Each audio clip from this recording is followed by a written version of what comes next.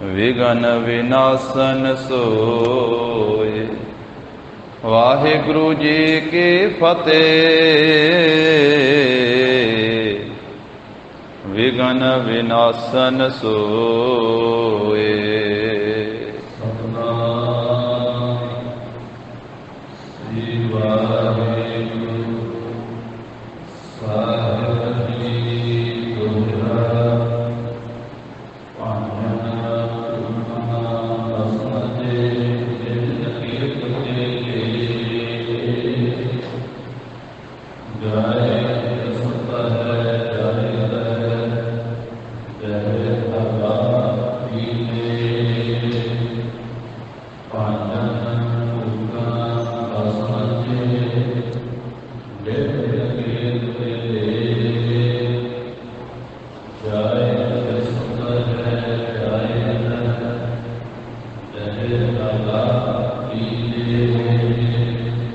वाहिगुरु जी का खालसा वाहिगुरु जी की फतेह।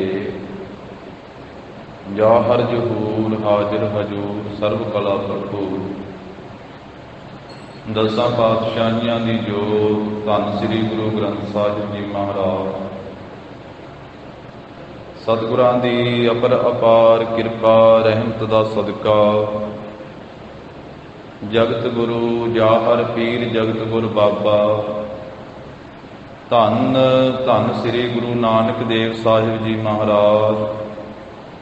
सतगुरां दे पावने अस्थान सचखंड दरबार गुरुद्वारा श्री बेर साहिब जी विखे गुरु चरनां दी हाजरी भर रही गुरु की साजी नवाजी हुई साध संगत जीओ। महाराज साहब जी ने कृपा की है, अपने अमृतमयी दर्शन बख्शिश कीते, सत संगत का अमोलक सुभागा समा प्राप्त होया है। अज साध संगत जी दो इतिहासक दिहाड़े हैं। पहला तो अज वो महान दिहाड़ा है जिस दिन मीरी पीरी दे मालक छेवें पातशाह बंदी छोड़ दाता देग तेग दे धनी सतगुरु हरगोबिंद साहब महाराज जी ने गुरता गद्दी दे तख्त ते सोभनीक हो करके ब्रह्म ज्ञानी बाबा बुढ़ा साहब जी दे कर कमलों द्वारा मीरी और पीरी दियां दो श्री साहिबां गात्रे धारण कीतियां। अज दे दिन महाराज साहब जी संगत दे विच गुरियाई दे तख्त ते सोभनीक हो करके और मीरी पीरी दियां श्री साहिबां धारण करके सतगुरु साहब जी ने मीरी पीरी दे मालक बनना कीता। और जिथे पीरी पहले स्वरूप तो लैकर के गुरु घर दे विच सी,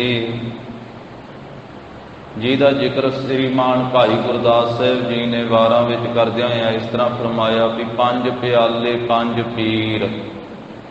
धन श्री गुरु नानक देव साहब जी तो लैके श्री गुरु अर्जन देव साहब महाराज तक पंज शुभ गुणां दे प्याले पंजां पीरां ने धारण कीते। सत संतोख दया धर्म धीरज ये पंजा स्वरूपां दे विच महाराज साहब जी ने पंज प्याले पीते। पंज प्याले पंज पीर। पीरी गुरु घर विच पहले स्वरूप तो ही है। ते अज दे दिन महाराज साहब जी फिर छठम पीर बैठा गुर भारी। गुरु हरगोबिंद साहब महाराज जिन्हां नूं गुरियाई पंजवें पातशाह महाराज लाहौर जाण तो पहलां दे करके गए सन। वो दिन भी गुरु की संगतां ने पिछले दिनों में गुरता गद्दी दिवस भी मनाया छेवें पातशाह जी। वो दिन जदों महाराज लाहौर जान लगे सी ते श्री कोठा साहब के अंदर बाबा बुढ़ा साहब जी ते भाई साहब भाई गुरदास साहब जी नूं नाल लैके गुरियाई की मर्यादा की। नाल ये वचन कर दिता सी कि हुण साडी शहादत हो जानी है। साडी शहीदी तो मगरों बाबा जी नूं कहा सी बाबा बुढ़ा साहब जी नूं कि तुसीं संगत विच ये सारी मर्यादा करिओ।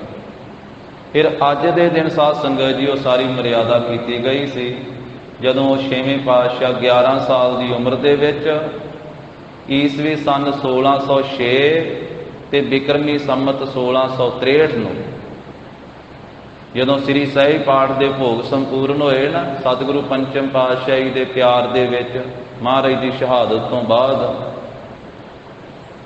ਤੇ ਫਿਰ ਅੱਜ ਦੇ ਦਿਨ ਭਰੇ ਇਕੱਠ ਦੇ ਵਿੱਚ ਮਹਾਰਾਜ ਸਾਹਿਬ ਜੀ ਦੀ ਇਹ ਗੁਰਿਆਈ ਦੀ ਮਰਿਆਦਾ, ਜੋ ਗੁਰਿਆਈ ਦਿੱਤੀ ਪਹਿਲਾਂ ਗਈ ਹੈ, ਪਰ ਅੱਜ ਦੇ ਦਿਨ ਮਹਾਰਾਜ ਤਖਤ ਤੇ ਸੋਭਨੀਕ ਹੋਏ ਸ੍ਰੀ ਸਹਿਜ ਪਾਠ ਦੇ ਭੋਗ ਸੰਪੂਰਨ ਹੋਣ ਤੋਂ ਬਾਅਦ। ਉਸ ਵੇਲੇ ਬਾਬਾ ਬੁੱਢਾ ਸਾਹਿਬ ਜੀ ਤਾਂ ਸੇਲੀ ਲੈ ਕੇ ਆਏ ਸੀ, ਮਾਲਾ ਲੈ ਕੇ ਆਏ ਸਨ, ਜੋ ਪਹਿਲੇ ਗੁਰੂ ਸਾਹਿਬਾਂ ਨੂੰ ਉਹ ਦਿੰਦੇ ਰਹੇ, ਗੁਰੂ ਅੰਗਦ ਸਾਹਿਬ ਜੀ ਤੋਂ ਲੈ ਕੇ ਪੰਜਵੇਂ ਪਾਤਸ਼ਾਹ ਦੀ। ਛੇਵੇਂ ਮਹਾਰਾਜ ਨੇ ਕਹਿ ਦਿੱਤਾ, ਬਾਬਾ ਜੀ ਹੁਣੇ ਮਾਲਾ ਤੇ ਸੇਲੀ ਇਹ ਤੋਸ਼ੇਖਾਨੇ ਵਿੱਚ ਰੱਖਾਓ ਤੇ ਹੁਣ ਸ੍ਰੀ ਸਾਹਿਬਾਂ ਲਿਆਓ। ਫਿਰ 2 ਸ੍ਰੀ ਸਾਹਿਬਾਂ ਲਿਆਂਦੀਆਂ ਗਈਆਂ, 2 ਕਿਰਪਾਨਾਂ, ਜਿਹਦਾ ਜ਼ਿਕਰ ਗੁਰੂ ਘਰ ਦੇ ਢਾਡੀਆਂ ਨੇ ਕੀਤਾ। 2 ਤਲਵਾਰੀ ਬੱਧੀਆਂ, ਇੱਕ ਮੀਰੀ ਦੀ, ਇੱਕ ਪੀਰ ਦੀ, ਇੱਕ ਰਾਜ ਦੀ, ਇੱਕ ਅਜਮਤ ਦੀ, ਇੱਕ ਰਾਖੀ ਕਰੇ ਵਜ਼ੀਰ ਦੀ। ਤੋ ਐਸਾ ਜ਼ਿਕਰ ਗੁਰੂ ਘਰ ਦੇ ਢਾਡੀਆਂ ਨੇ ਕੀਤਾ। ਤਾਂ ਮਹਾਰਾਜ ਸਾਹਿਬ ਜੀ ਨੇ ਇਹ ਸੰਤ ਤੇ ਸਿਪਾਹੀ ਵਾਲਾ ਗੁਣ, ਇਹ ਭਗਤੀ ਤੇ ਸ਼ਕਤੀ ਵਾਲਾ ਗੁਣ, ਇਹ ਮੀਰੀ ਤੇ ਪੀਰੀ, ਦੋਨੇ ਹੀ ਰਾਜ ਤੇ ਜੋਗ, ਇਹ ਸਤਿਗੁਰੂ ਸਾਹਿਬ ਜੀ ਨੇ ਧਾਰਨ ਕੀਤਾ ਔਰ ਸਿੱਖਾਂ ਨੂੰ ਸ਼ਸਤਰਧਾਰੀ ਬਣਾਇਆ। ਫਿਰ ਮਹਾਰਾਜ ਸਾਹਿਬ ਜੀ ਨੇ 2 ਸਾਲ ਬਾਅਦ ਗੁਰਿਆਈ ਦੇ ਸੋਭਨੀਕ ਹੋਣ ਤੋਂ, ਮੀਰੀ ਪੀਰੀ ਦੀਆਂ ਤੇਗਾਂ ਧਾਰਨ ਤੋਂ 2 ਸਾਲ ਬਾਅਦ ਸ੍ਰੀ ਅਕਾਲ ਤਖਤ ਸਾਹਿਬ ਦੀ ਸਿਰਜਣਾ ਕੀਤੀ ਸੀ, ਜਿਹੜਾ ਦਿਹਾੜਾ ਗੁਰੂ ਦੀਆਂ ਸੰਗਤਾਂ ਨੇ ਪਿਛਲੇ ਦਿਨਾਂ ਵਿੱਚ ਮਨਾਇਆ। ਉਦੋਂ ਮਹਾਰਾਜ ਦੀ 13 ਸਾਲ ਦੀ ਸਰੀਰ ਕਾਰਬਲਾ ਸੀ। 1608 ਈਸਵੀ ਸਨ ਤੇ 1665 ਬਿਕਰਮੀ ਸੰਮਤ ਨੂੰ ਫਿਰ ਸ੍ਰੀ ਅਕਾਲ ਤਖਤ ਸਾਹਿਬ ਦੀ ਆਪ ਜੀ ਨੇ ਸਿਰਜਣਾ ਕੀਤੀ। ਤੋ ਗੁਰੂ ਦੀਆਂ ਸੰਗਤਾਂ ਨੂੰ ਇਹ ਭਗਤੀ ਤੇ ਸ਼ਕਤੀ ਦੇ ਸਮੇਲ, ਰਾਜ ਤੇ ਜੋਗ ਦੇ ਸਮੇਲ, ਇਹ ਸੰਤ ਤੇ ਸਿਪਾਹੀ ਦੇ ਸਮੇਲ, ਜੋ ਇਹ ਗੁਰੂ ਘਰ ਦਾ ਸਿਧਾਂਤ ਮੀਰੀ ਪੀਰੀ ਦਾ ਹੈ, ਮੀਰੀ ਪੀਰੀ ਦਿਵਸ ਦੀਆਂ ਲੱਖ ਲੱਖ ਵਧਾਈਆਂ ਹੋਣਗੀਆਂ। ਔਰ ਦੂਸਰਾ ਇਤਿਹਾਸਕ ਦਿਹਾੜਾ ਸਾਧ ਸੰਗਤ ਜੀ ਅੱਜ ਹੈ ਭਾਈ ਮਣੀ ਸਿੰਘ ਜੀ ਦੀ ਸ਼ਹਾਦਤ। ਅੱਜ ਦੇ ਦਿਨ ਭਾਈ ਸਾਹਿਬ ਜੀ ਨੇ ਸ਼ਹੀਦੀ ਪ੍ਰਾਪਤ ਕੀਤੀ। ਭਾਈ ਮਣੀ ਸਿੰਘ ਜੀ ਦੇ ਜੀਵਨ ਦੀ ਗੱਲ ਕਰੀਏ ਤੇ ਜਿੰਨਾ ਲੰਮਾ ਸਮਾਂ ਮਰਜ਼ੀ ਕਰੀ ਜਾਈਏ, ਸਾਰੇ ਸਮੇਂ ਦੀ ਸਮਾਪਤੀ ਹੋ ਜਾਵੇਗੀ। ਭਾਈ ਮਣੀ ਸਿੰਘ ਜੀ ਦਾ ਇਤਿਹਾਸ ਨਹੀਂ ਮੁੱਕ ਸਕਦਾ, ਏਡਾ ਵੱਡਾ। ਆਪਾਂ 5-7 ਮਿੰਟ ਉਹਨਾਂ ਦੀ ਗੱਲ ਕਰਨੀ ਹੈ। ਭਾਈ ਮਣੀ ਸਿੰਘ ਸਾਹਿਬ ਜੀ 90 ਸਾਲ ਤੋਂ ਵਧੇਕ ਉਹਨਾਂ ਦੀ ਸਰੀਰ ਕਾਰਬਲਾ ਹੋਈ ਹੈ। ਭਾਈ ਕਾਹਨ ਸਿੰਘ ਨਾਭਾ ਦੀ ਲਿਖਤ ਮੁਤਾਬਕ 93 ਸਾਲ ਸਰੀਰਕ ਉਮਰ ਹੋਈ ਹੈ ਭਾਈ ਮਣੀ ਸਿੰਘ ਜੀ। ਉਂਝ ਭਾਈ ਮਣੀ ਸਿੰਘ ਨਾਮ ਦੇ ਹੋਰ ਵੀ ਸਿੰਘ ਹੋਏ ਆ, ਇਸ ਕਰਕੇ ਇਤਿਹਾਸਕਾਰਾਂ ਨੇ ਵੱਖ-ਵੱਖ ਵੇਰਵਾ ਵੀ ਦਿੱਤਾ। ਭਾਈ ਮਣੀ ਸਿੰਘ ਜੀ ਦਾ ਜਨਮ 1644 ਈਸਵੀ ਸਨ ਨੂੰ ਸਤਿਕਾਰਯੋਗ ਪਿਤਾ ਮਾਈ ਦਾਸ ਜੀ, ਸਤਿਕਾਰਯੋਗ ਮਾਤਾ ਮਦਰੀ ਬਾਈ ਜੀ, ਤਿੰਨਾਂ ਦੇ ਗ੍ਰਹਿ ਵਿਖੇ ਮੁਲਤਾਨ ਦੇ ਇਲਾਕੇ, ਜ਼ਿਲ੍ਹਾ ਮੁਜ਼ੱਫਰਗੜ੍ਹ ਤੇ ਪਿੰਡ ਅਲੀਪੁਰ ਦੇ ਵਿੱਚ ਹੋਇਆ। 13 ਸਾਲ ਦੀ ਉਮਰ ਦੇ ਵਿੱਚ ਆਪਣੇ ਸਤਿਕਾਰਯੋਗ ਪਿਤਾ ਮਾਈ ਦਾਸ ਜੀ ਦੇ ਨਾਲ ਸ੍ਰੀ ਗੁਰੂ ਹਰਿਰਾਏ ਸਾਹਿਬ ਜੀ ਦੇ ਚਰਨਾਂ ਵਿੱਚ ਆਏ। ਮਾਤਾ ਪਿਤਾ ਨੇ ਆਪ ਜੀ ਦਾ ਨਾਮ ਰੱਖਿਆ ਸੀ ਮਣੀ ਰਾਮ, ਤੇ ਦੂਸਰਾ ਆਪ ਜੀ ਦਾ ਨਾਮ ਸੀ ਜੋ ਪਿਆਰ ਦੇ ਨਾਲ ਮਾਤਾ ਪਿਤਾ ਬੁਲਾਉਂਦੇ ਸੀ, ਮਣੀਆਂ। ਮਣੀਆਂ ਕਹਿ ਕੇ ਆਪ ਜੀ ਨੂੰ ਬੁਲਾਇਆ ਕਰਦੇ ਸਨ, ਭਾਈ ਮਣੀਆਂ। 13 ਸਾਲ ਦੀ ਉਮਰ ਦੇ ਵਿੱਚ ਗੁਰੂ ਹਰਿਰਾਏ ਸਾਹਿਬ ਮਹਾਰਾਜ ਦੇ ਚਰਨਾਂ ਵਿੱਚ ਆਏ ਤੇ ਗੁਰੂ ਕੀ ਸਿੱਖੀ ਪ੍ਰਾਪਤ ਕੀਤੀ। ਤੇ ਆਪ ਜੀ ਦੇ ਪਿਤਾ ਜੀ ਦੇ ਪਾਸੋਂ, ਮਾਈ ਦਾਸ ਜੀ ਦੇ ਪਾਸੋਂ ਗੁਰੂ ਹਰਿਰਾਏ ਸਾਹਿਬ 7ਵੇਂ ਪਾਤਸ਼ਾਹ ਪੁੱਛਦੇ ਆ ਕਿ ਤੁਹਾਡੇ ਪੁੱਤਰ ਦਾ ਨਾਮ ਕੀ ਹੈ? ਤੇ ਪਿਤਾ ਜੀ ਦੱਸਦੇ ਆ ਜੀ ਮਣੀਆਂ, ਇਹ ਮੇਰੇ ਬੇਟੇ ਦਾ ਨਾਮ ਹੈ ਮਣੀਆਂ। ਤੇ ਗੁਰੂ ਹਰਿਰਾਏ ਸਾਹਿਬ ਮਹਾਰਾਜ ਨੇ ਮੁਸਕਰਾਉਂਦਿਆਂ ਹੋਇਆਂ, ਬਖਸ਼ਿਸ਼ ਕਰਦਿਆਂ ਹੋਇਆਂ ਬਚਨ ਕੀਤਾ, ਭਾਈ ਮਣੀਆਂ ਬਹੁ ਗੁਣੀਆਂ, ਭਾਈ ਮਣੀਆਂ ਬਹੁ ਗੁਣੀਆਂ। ਇਹ ਭਾਈ ਮਣੀਆਂ ਬਹੁਤ ਗੁਣਵਾਨ ਹੋਵੇਗਾ, ਇਹਦੇ ਵਿੱਚ ਬਹੁਤੇ ਗੁਣ ਹੋਣਗੇ। ਤੇ ਜਿਹੜਾ ਇਹ ਬਚਨ ਕੀਤਾ ਨਾ ਗੁਰੂ ਹਰਿਰਾਏ ਸਾਹਿਬ ਜੀ ਨੇ, ਭਾਈ ਮਣੀ ਸਿੰਘ ਜੀ ਦੇ ਵਿੱਚ ਇੰਨੇ ਗੁਣ ਹੋਏ ਵੀ ਬਿਆਨ ਨਹੀਂ ਕੀਤੇ ਜਾ ਸਕਦੇ, ਕਿਉਂਕਿ ਗੁਰੂ ਸਾਹਿਬ ਜੀ ਨੇ ਕਹਿ ਦਿੱਤਾ ਭਾਈ ਮਣੀਆਂ ਬਹੁ ਗੁਣੀਆਂ।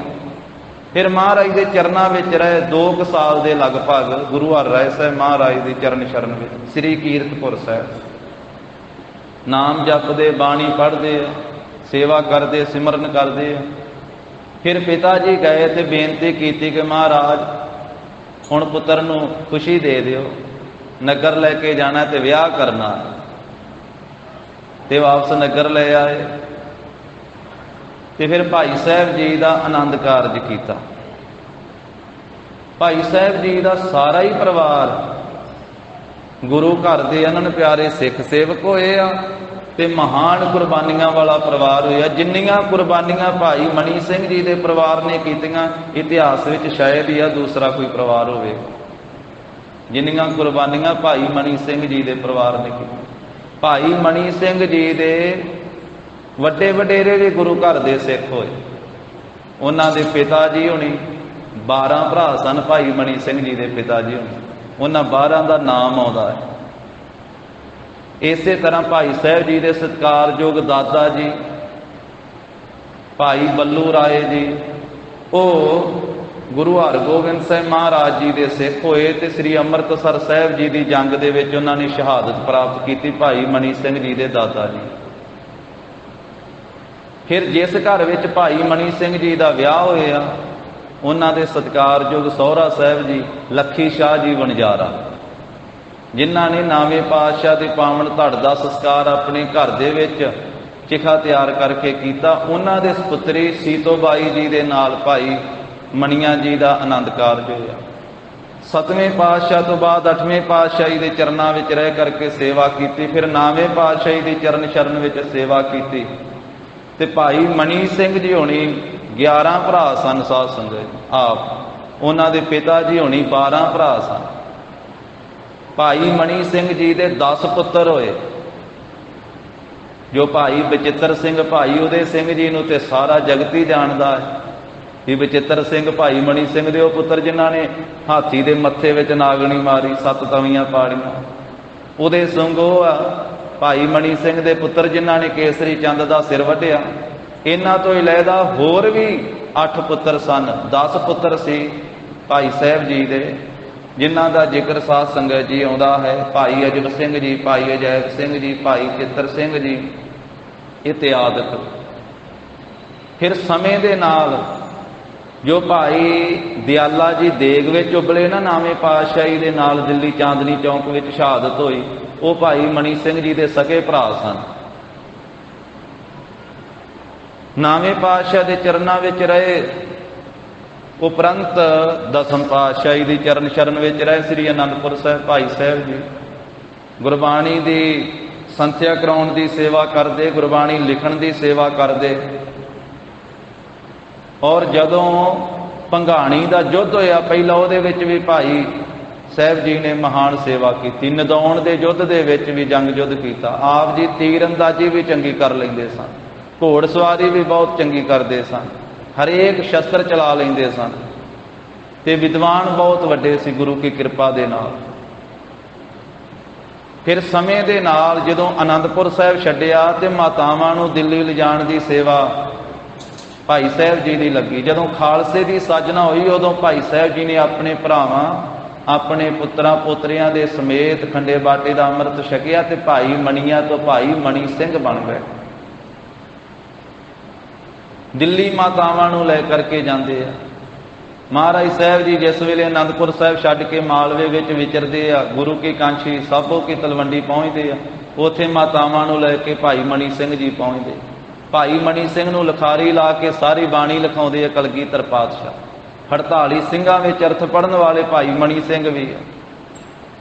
ਸਾਰੇ ਸਿੰਘ ਬਦੇ ਮੁਕਤ ਹੁੰਦੇ। ਬਾਬਾ ਦੀਪ ਸਿੰਘ ਜੀ ਤੇ ਭਾਈ ਮਣੀ ਸਿੰਘ ਜੀ ਨੂੰ ਮਹਾਰਾਜ ਬਖਸ਼ਿਸ਼ਾਂ ਦਿੰਦੇ ਆ ਤੇ ਕਹਿਣ ਲੱਗੇ ਤੁਸੀਂ ਅੱਗੇ ਗੁਰਬਾਣੀ ਦੀ ਕਥਾ ਵੀ ਆਖਿਆ ਵੀ ਕਰਨੀ, ਗੁਰਬਾਣੀ ਲਿਖਣ ਦੀ ਸੇਵਾ ਵੀ ਕਰਨੀ ਤੇ ਗੁਰਬਾਣੀ ਦੀ ਸੰਥਿਆ ਵੀ ਕਰਾਉਣੀ। ਆਖਿਆ ਮਹਾਰਾਜ ਅਸੀਂ ਤੇ ਆਪ ਜੀ ਦੇ ਨਾਲ ਹੀ ਰਹਿਣਾ ਚਾਹੁੰਦੇ ਹਾਂ।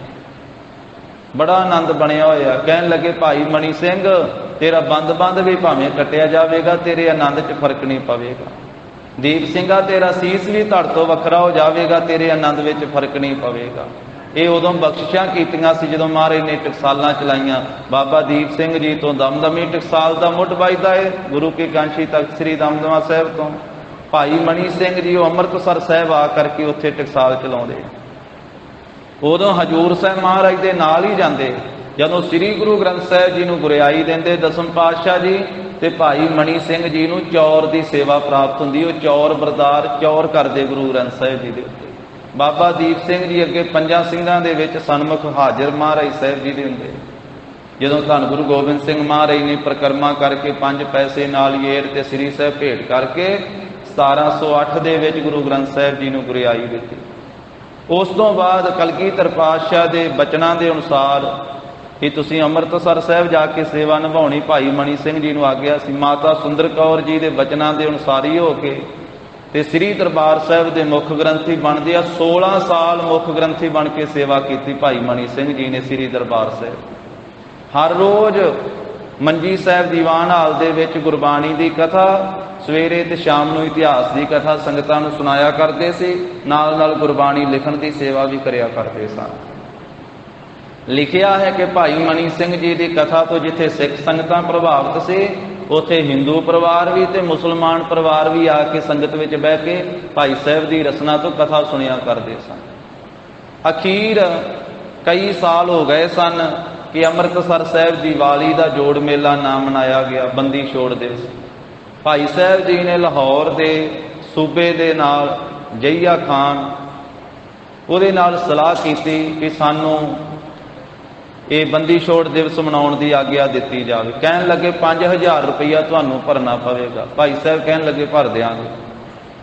ਜਿਸ ਵੇਲੇ ਦਿਨ ਨੇੜੇ ਆਉਣ ਲੱਗਾ ਤੇ ਉਹਨਾਂ ਦੀ ਨੀਤ ਪਹਿਲਾਂ ਹੀ ਬਦਲੀ ਹੋਈ ਸੀ। ਕਹਿਣ ਲੱਗੇ ਅੱਗੇ ਤੇ ਸਿੱਖਾਂ ਨੂੰ ਲੱਭ ਲੱਭ ਕੇ ਮਾਰਨਾ ਪੈਂਦਾ, ਹੁਣ ਇਹਨਾਂ ਨੇ ਅੰਮ੍ਰਿਤਸਰ ਸਾਹਿਬ ਦੀਵਾਲੀ ਮਨਾਉਣ ਆਉਣਾ, ਬੰਦੀ ਛੋੜ ਦਿਵਸ, ਤੋਪਾਂ ਬੀੜ ਕੇ ਬੰਦੂਕਾਂ ਬੀੜ ਕੇ ਇਹਨਾਂ ਨੂੰ ਹੁਣ ਇਕੱਠੇ ਮਾਰ ਦਈਏ ਇੱਥੇ ਜਦੋਂ ਆਉਣਗੇ ਦੀਵਾਲੀ ਮਨਾਉਣ ਵਾਸਤੇ। ਤਾਂ ਉਸ ਮੌਕੇ ਤੇ ਭਾਈ ਸਾਹਿਬ ਨੂੰ ਪਤਾ ਲੱਗਾ, ਫੇਰ ਚਿੱਠੀਆਂ ਕੱਢੀਆਂ ਕਿ ਖਾਲਸਾ ਜੀ ਜਿੱਥੇ ਵੀ ਉੱਥੇ ਹੀ ਠਹਿਰ ਜਾਓ, ਰੁਕ ਜਾਓ, ਸ੍ਰੀ ਅੰਮ੍ਰਿਤਸਰ ਸਾਹਿਬ ਅੱਗੇ ਪਿੱਛੇ ਆ ਕੇ ਦਰਸ਼ਨ ਤੇ ਇਸ਼ਨਾਨ ਕਰ ਜਾਇਓ। ਪਰ ਇਹਨਾਂ ਜ਼ਾਲਮ ਲੋਕਾਂ ਦੀ ਨੀਤ ਵਿੱਚ ਫਰਕ ਪੈ ਗਿਆ। ਇਹ ਸਿੱਖਾਂ ਨੂੰ ਸ਼ਹੀਦ ਕਰ ਦੇਣਾ ਚਾਹੁੰਦੇ ਆ, ਤੁਸੀਂ ਆਉਣਾ ਨਹੀਂ ਹੈ। ਆਪਣੀ ਅਰਦਾਸ ਵਿੱਚ ਤਾਂ ਇਹ ਅੱਖਰ ਸ਼ਾਮਲ ਕਰ ਲਓ। ਸਵੇਰੇ ਸ਼ਾਮੀ ਜਦੋਂ ਨਿਤਨੇਮ ਦੀ ਅਰਦਾਸ ਕਰਦੇ ਹੋ, ਉਸ ਵੇਲੇ ਸ੍ਰੀ ਅੰਮ੍ਰਿਤਸਰ ਸਾਹਿਬ ਦੇ ਦਰਸ਼ਨ ਤੇ ਇਸ਼ਨਾਨ ਜ਼ਰੂਰ ਮੰਗਿਆ ਕਰੋ। ਇਹ ਅੱਖਰ ਭਾਈ ਮਣੀ ਸਿੰਘ ਜੀ ਨੇ ਅਰਦਾਸ ਵਿੱਚ ਸ਼ਾਮਲ ਕਰਵਾਏ ਸਨ।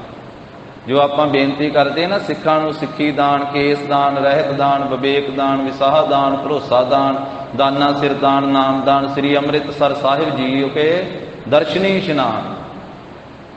ਇਹ ਸ੍ਰੀ ਅੰਮ੍ਰਿਤਸਰ ਸਾਹਿਬ ਦੇ ਦਰਸ਼ਨ ਤੇ ਇਸ਼ਨਾਨ ਦੀ ਮੰਗ ਇਹ ਭਾਈ ਮਣੀ ਸਿੰਘ ਜੀ ਨੇ ਆਖਿਆ ਸੀ ਹਰੇਕ ਗੁਰਸਿੱਖ ਨਿਤਨੇਮ ਦੀ ਅਰਦਾਸ ਵਿੱਚ ਦਰਬਾਰ ਸਾਹਿਬ ਦੇ ਦਰਸ਼ਨ ਤੇ ਦਰਬਾਰ ਸਾਹਿਬ ਦੇ ਅੰਮ੍ਰਿਤ ਸਰੋਵਰ ਦੇ ਇਸ਼ਨਾਨ ਦੀ ਮੰਗ ਕਰੇ। ਖਾਲਸਾ ਨਾ ਆਇਆ, ਵੱਡੇ ਤੌਰ ਤੇ ਬੰਦੀ ਛੋੜ ਦਿਵਸ ਨਾ ਮਨਾਇਆ ਗਿਆ। ਸਰਹੰਦ ਦਾ ਸੂਬਾ ਕਹਿਣ ਲੱਗਾ ਤੁਸੀਂ 5000 ਰੁਪਈਆ ਮੰਨਿਆ ਸੀ ਦਿਓ। ਕਹਿਣ ਲੱਗੇ ਅਸੀਂ ਦੇਣ ਹੀ ਨਹੀਂ ਮਨਾਇਆ ਤੇ ਪੈਸੇ ਕਿਵੇਂ ਦਈਏ। ਅਸੀਂ ਤੇ ਜਿੰਨੇ ਕਿ ਇੱਥੇ ਸੰਗਤ ਸੀ ਅਸੀਂ ਆਪਣੇ ਤੌਰ ਤੇ ਛੋਟਾ ਜਿਹਾ ਮਹਾਰਾਜ ਸਾਹਿਬ ਜੀ ਦਾ ਸ਼ੁਕਰਾਨਾ ਕੀਤਾ ਹੈ। ਸਾਰੇ ਖਾਲਸੇ ਨੇ ਤੇ ਹਾਜ਼ਰੀ ਨਹੀਂ ਭਰੀ ਹੈ। ਤੁਹਾਡੀ ਨੀਤ ਵਿੱਚ ਫਰਕ ਪੈ ਗਿਆ ਸੀ, ਤੁਸੀਂ ਤੇ ਖਾਲਸੇ ਨੂੰ ਮਾਰਨਾ ਚਾਹੁੰਦੇ ਸੀ। ਇਸ ਦੋਸ਼ ਦੇ ਵਿੱਚ ਭਾਈ ਸਾਹਿਬ ਨੂੰ ਗ੍ਰਿਫਤਾਰ ਕਰਕੇ ਪਹਿਲਾਂ ਕਈ ਮਹੀਨੇ ਗੱਲ ਚੱਲਦੀ ਰਹੀ, ਕਿਉਂਕਿ ਦੀਵਾਲੀ ਤੋਂ ਬਾਅਦ ਵਿੱਚ ਅੱਜ ਭਾਈ ਸਾਹਿਬ ਦਾ ਸ਼ਹੀਦੀ ਦਿਹਾੜਾ ਹੈ। ਉਹਨਾਂ ਨਾਲ ਗੱਲਬਾਤ ਚੱਲਦੀ ਰਹੀ ਵੀ ਤੁਸੀਂ ਰੁਪਈਏ ਭਰੋ 5000 ਰੁਪਈਆ। ਉਹਨਾਂ ਦਿਨਾਂ ਵਿੱਚ ਬੜਾ ਸੀ 5000 ਰੁਪਈਆ। ਇਹ 1737 ਈਸਵੀ ਸਨ ਬਣਦਾ ਹੈ। ਭਾਈ ਕਾਹਨ ਸਿੰਘ ਨਾਭਾ ਨੇ 1794 ਬਿਕਰਮੀ ਸੰਮਤ ਲਿਖਿਆ ਹੈ। ਉਹਦੇ ਵਿੱਚੋਂ ਜੇ ਅੰਗਰੇਜ਼ੀ ਸਾਲ ਕੱਢੀਏ ਤੇ 1737 ਬਣਦਾ ਹੈ ਭਾਈ ਮਣੀ ਸਿੰਘ ਜੀ ਦੀ ਸ਼ਹਾਦਤ ਦਾ। ਕੁਝ ਮਹੀਨੇ ਤੀਕ ਦੀਵਾਲੀ ਤੋਂ ਮਗਰੋਂ ਇਹ ਚੱਲਦਾ ਰਿਹਾ। ਭਾਈ ਸਾਹਿਬ ਕਹਿੰਦੇ ਵੀ ਅਸੀਂ ਗੁਰੂ ਕੀ ਗੋਲਕ ਦੇ ਪੈਸੇ ਨਹੀਂ ਤੁਹਾਨੂੰ ਦੇ ਸਕਦੇ। ਇਹ ਐਵੇਂ ਹਰ ਇੱਕ ਨੂੰ ਮਾਇਆ ਦੇਣ ਵਾਲੀ ਨਹੀਂ। ਇਹ ਸੰਗਤ ਨੇ ਗੁਰੂ ਸਾਹਿਬ ਨੂੰ ਭੇਟ ਕੀਤੀ ਹੈ ਮਾਇਆ, ਇਹ ਗੁਰੂ ਕੀ ਸੇਵਾ ਵਿੱਚ ਲੱਗਣ ਵਾਸਤੇ ਆ। ਫੜ ਕੇ ਭਾਈ ਸਾਹਿਬ ਜੀ ਨੂੰ ਲਾਹੌਰ ਲਿਜਾਇਆ ਗਿਆ। 3 ਗੱਲਾਂ ਆਖੀਆਂ ਗਈਆਂ ਕਿ ਜਾਂ ਤੇ 5000 ਰੁਪਈਆ ਭਰੋ, ਜਾਂ ਮੁਸਲਮਾਨ ਬਣ ਜਾਓ, ਜਾਂ ਫਿਰ ਮਰਨ ਵਾਸਤੇ ਤਿਆਰ ਹੋ ਜਾਓ। ਭਾਈ ਸਾਹਿਬ ਕਹਿਣ ਲੱਗੇ ਵੀ ਮੈਂ ਮਰਨ ਵਾਸਤੇ ਤਿਆਰ। ਫਤਵਾ ਲਾਇਆ ਗਿਆ, ਇਹਨਾਂ ਦਾ ਬੰਦ ਕੱਟ ਦਿੱਤਾ ਜਾਵੇ। ਸੰਗਤ ਕਹਿਣ ਲੱਗੀ ਭਾਈ ਸਾਹਿਬ 5000 ਦੀ ਕਿਹੜੀ ਗੱਲ, ਤੁਹਾਡੇ ਬਰਾਬਰ ਤੋਲ ਕੇ ਰੁਪਈਏ ਦੇ ਸਕਦੇ ਆ, ਤੋਲ ਕੇ ਸੋਨਾ ਚਾਂਦੀ ਦੇ ਸਕਦੇ ਜੇ ਤੁਸੀਂ ਆਖੋ। ਭਾਈ ਸਾਹਿਬ ਮਣੀ ਸਿੰਘ ਜੀ ਕਹਿਣ ਲੱਗੇ ਨਹੀਂ, ਵੀ ਮੇਰਾ ਸਰੀਰ ਤੇ ਨਾਸਵਾਨ ਹੀ ਹੈ, ਇਹਨੂੰ ਬਚਾਉਣ ਵਾਸਤੇ ਗੁਰੂ ਕੀ ਗੋਲਕ ਦੀ ਮਾਇਆ ਤੁਸੀਂ ਕਿਉਂ ਦੇਣੀ ਹੈ। ਵੇਖੋ ਕੈਸੇ ਸਾਨੂੰ ਗੁਰੂ ਕੇ ਪਿਆਰੇ।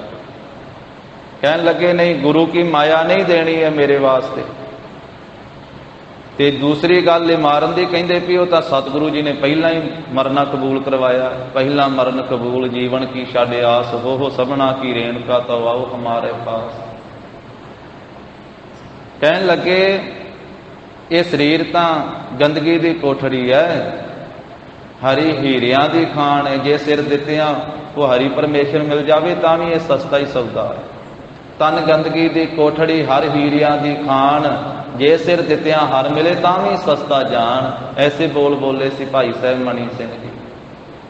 ਫਿਰ ਜਲਾਦ ਲਿਆਂਦਾ ਗਿਆ। ਪਹਿਲੇ ਜਲਾਦ ਨੇ ਸਾਧ ਸੰਗਤ ਜੀ ਟੋਕਾ ਸੁੱਟ ਦਿੱਤਾ। ਉਹ ਕਹਿਣ ਲੱਗਾ ਐਸਾ ਮਹਾਂਪੁਰਖ ਮੇਰੇ ਤੋਂ ਨਹੀਂ ਕਤਲ ਕੀਤਾ ਜਾਂਦਾ। ਦੂਜਾ ਜਲਾਦ ਲਿਆਂਦਾ ਸੀ। ਫਿਰ ਉਹਨੇ ਬੰਦ ਭਾਈ ਸਾਹਿਬ ਮਣੀ ਸਿੰਘ ਜੀ ਦਾ ਕੱਟਿਆ। ਆਪ ਸੁਖਮਨੀ ਸਾਹਿਬ ਦਾ ਪਾਠ ਆਰੰਭ ਕੀਤਾ। 8ਵੀਂ ਅਸ਼ਟਪਦੀ ਪੜ੍ਹ ਰਹੇ ਸਨ ਜਦੋਂ ਆਪ ਜੀ ਦੇ ਸਰੀਰ ਦੇ ਬੰਦ ਕੱਟ ਦਿੱਤੇ ਗਏ, ਲੱਤਾਂ ਵੀ ਕੱਟ ਦਿੱਤੀਆਂ ਗਈਆਂ, ਸੀਸ ਵੀ ਕੱਟ ਦਿੱਤਾ ਗਿਆ, ਟੁਕੜੇ ਕਰ ਦਿੱਤਾ ਗਿਆ ਸਾਰਾ ਸਰੀਰ। ਤੇ ਫਿਰ ਟੋਕਰੇ ਵਿੱਚ ਟੁਕੜੇ ਜਿਹੜੇ ਕੀਤਾ ਹੋਇਆ ਸਰੀਰ ਉਹ ਪਾ ਦਿੱਤਾ ਗਿਆ। ਤੇ ਇੱਕ ਟੁਕੜੇ ਦੇ ਵਿੱਚੋਂ, ਪੁਰਜੇ ਦੇ ਵਿੱਚੋਂ, ਟੁਕੜੇ ਦੇ ਵਿੱਚੋਂ ਸੁਖਮਨੀ ਸਾਹਿਬ ਦੀ ਆਵਾਜ਼ ਆ ਰਹੀ ਸੀ। ਐਸੀ ਉਹਨਾਂ ਦੀ ਉੱਚੀ ਅਵਸਥਾ। ਗੁਰਮੁਖ ਰੋਮ ਰੋਮ ਹਰਿ ਧਿਆਵੈ। ਜਿਨ੍ਹਾਂ ਦੇ ਹਿਰਦੇ ਵਿੱਚ, ਜਿਨ੍ਹਾਂ ਦੇ ਰੋਮ ਵਿੱਚ ਸਿੱਖੀ ਵਸੀ ਹੋਈ ਸੀ, ਗੁਰਬਾਣੀ ਵਸੀ ਹੋਈ ਸੀ। ਅੱਜ ਦੇ ਦਿਨ ਸਾਧ ਸੰਗਤ ਜੀ ਫਿਰ ਸਾਰਾ ਸੁਖਮਨੀ ਸਾਹਿਬ ਦਾ ਪਾਠ ਸੰਪੂਰਨ ਹੋਇਆ। ਤੇ ਭਾਈ ਮਣੀ ਸਿੰਘ ਜੀ ਨੇ 1737 ਈਸਵੀ ਸਨ 1794 ਬਿਕਰਮੀ ਸੰਮਤ ਨੂੰ ਸ਼ਹਾਦਤ ਪ੍ਰਾਪਤ ਕੀਤੀ।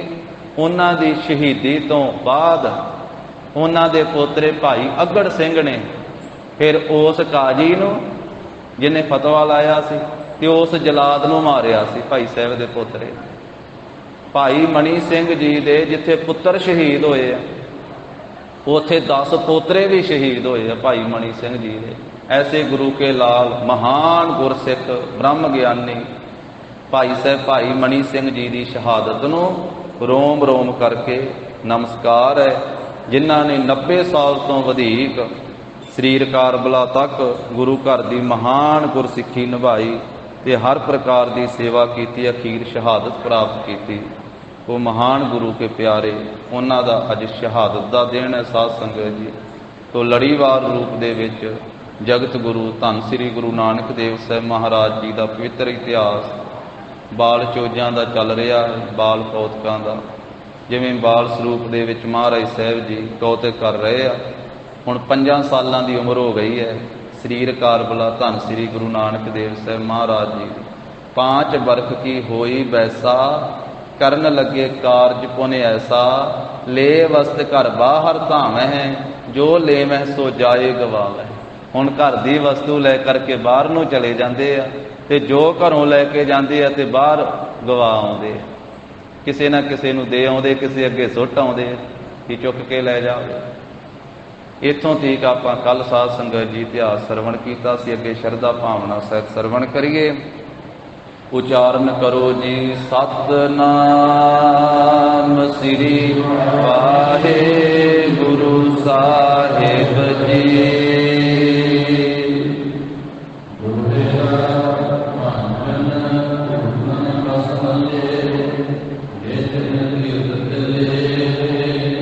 ਘਰ ਦੇ ਵਿੱਚੋਂ ਮਹਾਰਾਜ ਸਾਹਿਬ ਜੀ ਕੋਈ ਭਾਂਡਾ ਲੈ ਕੇ ਚਲੇ ਜਾਂਦੇ ਬਾਹਰ, ਕੋਈ ਗਹਿਣਾ ਲੈ ਕੇ ਚਲੇ ਜਾਂਦੇ, ਕੋਈ ਵਸਤਰ ਲੈ ਕਰਕੇ ਚਲੇ ਜਾਂਦੇ। ਜੋ ਕੁਝ ਵੀ ਆਪਣੇ ਨਿੱਜੀ ਘਰ ਦੇ ਵਿੱਚੋਂ ਲੈ ਕੇ ਬਾਹਰ ਜਾਂਦੇ ਹਨ,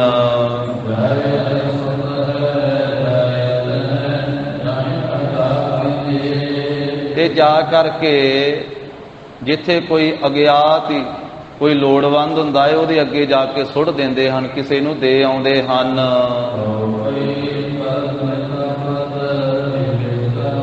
ਹਰ ਰੋਜ਼ ਹੀ ਧੰਨ ਸ੍ਰੀ ਗੁਰੂ ਨਾਨਕ ਦੇਵ ਸਾਹਿਬ ਜੀ ਮਹਾਰਾਜ ਇਹ 5 ਸਾਲਾਂ ਦੀ ਸਰੀਰ ਕਾਰਬਲਾ ਦੇ ਵਿੱਚ ਇਸ ਤਰ੍ਹਾਂ ਕਾਰ ਕਰਦੇ। जो भी कुछ घरों लै जाते आ, जां कोई भांडा बाहर लै जाते वो किते दे आउंदे किसे नूं, जां कोई वस्त्र लै जाते वो किसे नूं दे आउंदे लोड़वंद, कोई गहना लै जाते घर विचों चुक के वो बाहर सुट आउंदे हन। इस तरह महाराज साहब जी करते हर रोज, क्योंकि जिन्हां दा दया करन दा ही व्यवहार है, जिन्हां दे हिरदे विच दया भरी हुई है। परमेश्वर वाहिगुरू जी नूं दया निध आखिया, वो दया दे खजाने आ, दयालु कृपालु आ। इस करके प्रभु का सुभाव ही देण वाला है, उन्हां दे अंदर दया है ते वो दे ही जांदे आ। सारा संसार लैण वाला है ते सतगुरु जी देण वाले है। जगत भिखारी फिरत है, सब को दाता राम, कहो नानक मन सिमरते है पूर्ण होवै काम। इस करके दाते सतगुरु जी बचपन दे विच ही जो अपना दया वाला सुभाव उसनूं पाल रहे हन। एक दिन की गल है कि एक भांडा घर विचों लै लिया महाराज साहब जी ने।